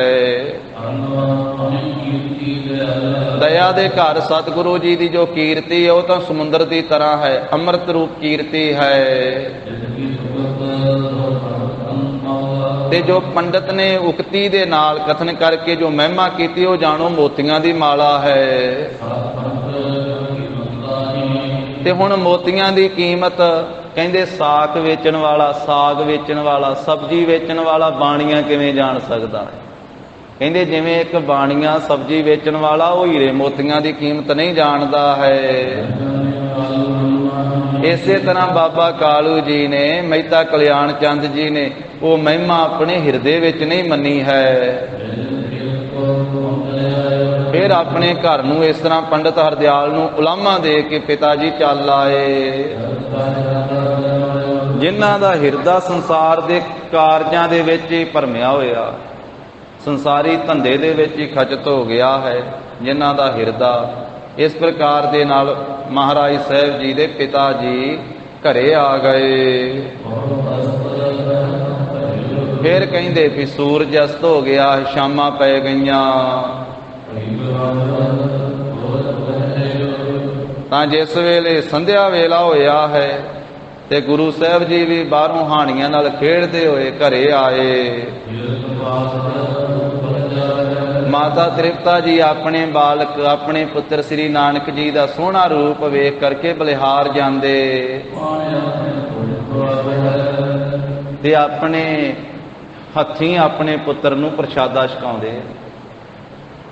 ਆਪਣੇ ਕਰ ਕਮਲਾਂ ਦੇ ਨਾਲ ਬੁਰਕੀਆਂ ਤੋੜ ਤੋੜ ਕੇ ਗਰਾਈਆਂ ਆਪਣੇ ਪੁੱਤਰ ਦੇ ਮੁਖ ਵਿੱਚ ਪਾਉਂਦੇ। ਧੰਨ ਮਾਤਾ ਤ੍ਰਿਪਤਾ ਜੀ, ਧੰਨ ਜਨਨੀ ਜਿਨ ਜਾਇਆ, ਧੰਨ ਪਿਤਾ ਪ੍ਰਧਾਨ। ਮਹਿਤਾ ਕਲਿਆਣ ਚੰਦ ਜੀ ਵੀ ਧੰਨ, ਧੰਨ ਮਾਤਾ ਤ੍ਰਿਪਤਾ ਜੀ, ਉਹ ਕੁਲ ਵੀ ਧੰਨ, ਸਾਰਾ ਪਰਿਵਾਰ ਹੀ ਧੰਨ ਹੋ ਗਿਆ ਜਿਹਦੇ ਵਿੱਚ ਧੰਨ ਗੁਰੂ ਨਾਨਕ ਸਾਹਿਬ ਮਹਾਰਾਜ ਪ੍ਰਗਟ ਹੋਏ। ਸਾ ਧਰਤੀ ਭਈ ਹਰਿਆਵਲੀ, ਜਿੱਥੇ ਮੇਰਾ ਸਤਿਗੁਰ ਬੈਠਾ ਆਏ, ਸੇ ਜੰਤ ਭਏ ਹਰਿਆਵਲੇ, ਜਿਨੀ ਮੇਰਾ ਸਤਿਗੁਰ ਦੇਖਿਆ ਜਾਏ। ਧੰਨ ਧੰਨ ਪਿਤਾ, ਧੰਨ ਧੰਨ ਕੁਲ, ਧੰਨ ਧੰਨ ਸੋ ਜਨਨੀ, ਜਿਨ ਗੁਰੂ ਜਣਿਆ ਮਾਏ। ਧੰਨ ਧੰਨ ਗੁਰੂ ਜਿਨ ਨਾਮ ਅਰਾਧਿਆ, ਆਪ ਤਰਿਆ ਜਿਨੀ ਡਿਠਾ, ਤਿਨਾ ਲਏ ਛਡਾਏ।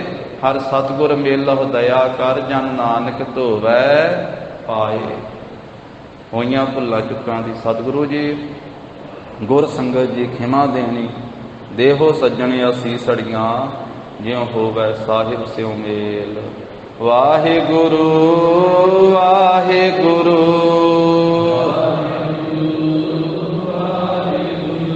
ਵਾਹਿਗੁਰੂ ਵਾਹਿਗੁਰੂ ਵਾਹਿਗੁਰੂ ਵਾਹਿਗੁਰੂ। ਹੇ ਗੋਬਿੰਦ ਹੇ ਗੋਪਾਲ, ਹੇ ਦਇਆਲ ਲਾਲ, ਪ੍ਰਾਨਨਾਥ ਅਨਾਥ ਸਖੇ, ਦੀਨ ਦਰਦ ਨਿਵਾਰ। ਹੇ ਸਮਰੱਥ ਅਗਮ ਪੂਰਨ, ਮੋਹਿ ਮਇਆ ਤਾਰ। ਅੰਧ ਕੂਪ ਮਹਾਭਿਆਨ, ਨਾਨਕ ਪਾਰੇ ਉਤਾਰ। ਆਏ ਪ੍ਰਭ ਸਰਨਾਗਤੀ, ਕਿਰਪਾ ਨਿਧ ਦਇਆਲ। ਏਕ ਅੱਖਰ ਹਰ ਮਨ ਬਸਤ, ਨਾਨਕ ਹੋਤ ਨਿਹਾਲ। ਕਥਾ ਨਿਤਾ ਪ੍ਰਤ ਹੋਤ ਹੈ, ਸੁਨਹੁ ਸਿੰਘ ਸੁਜਾਨ। ਨਾਨਕ ਗੁਰ ਗੋਬਿੰਦ ਸਿੰਘ ਜੀ, ਸਦਾ ਕਰੇ। ਨਾਨਕ ਗੁਰ ਗੋਬਿੰਦ ਸਿੰਘ ਜੀ, ਸਦਾ ਕਰੇ ਕਲਿਆਣ। ਵਾਹਿਗੁਰੂ ਜੀ ਕਾ ਖਾਲਸਾ, ਵਾਹਿਗੁਰੂ ਜੀ ਕੀ ਫਤਿਹ। ਸਤਿ ਸ੍ਰੀ ਅਕਾਲ। ਵਾਹਿਗੁਰੂ ਜੀ ਕਾ ਖਾਲਸਾ, ਵਾਹਿਗੁਰੂ ਜੀ ਕੀ ਫਤਿਹ।